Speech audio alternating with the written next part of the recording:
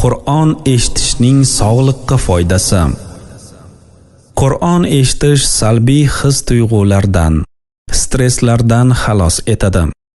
Tilovatning ovozli to'lqini asab tizimiga ijobiy ta'sir ko'rsatadi. Qur'on eshitish bilan yurak kasalliklarini davolash mumkin. Fikrni bir yerga jamlash qobiliyatini rivojlantiradi. Saraton kabi surunkali kasalliklardan himoyalanishda, ularga qarshi kurashishda yordam beradi. Uyqusizlik, parishonxotirlik, behuda g'azablanishga shifo bo'ladi. Xotira sustligidan shikoyat qiladiganlarga ko'proq Qur'on o'qish yoki eshitish tavsiya etiladi. Abdudoyim Kahil shunday degan: To'liq sog'ayishni istagan bemor har kuni bir necha soat Qur'on eshitsin. Imkoni boricha Qur'onga ko'proq some bo'lsin. Oyatlarni tushunishga harakat qilsin.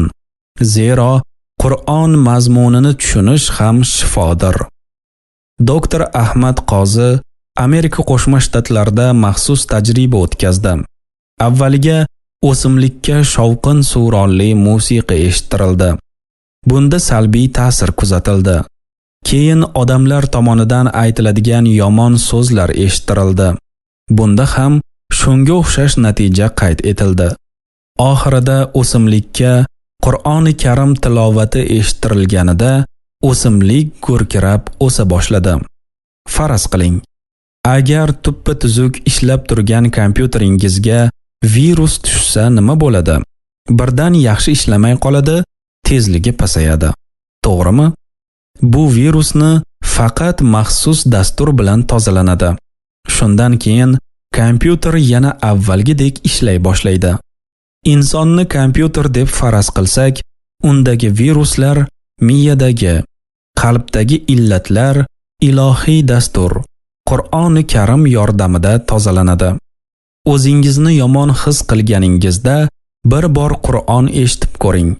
Qanday rohatlanasiz. G'amga botganingizda, dunyo ko'zingizga tor ko'ringanida kalomullohni butun vujudingiz bilan tinglang. G'am tashvishlarni biroz bo'lsa ham unutasiz.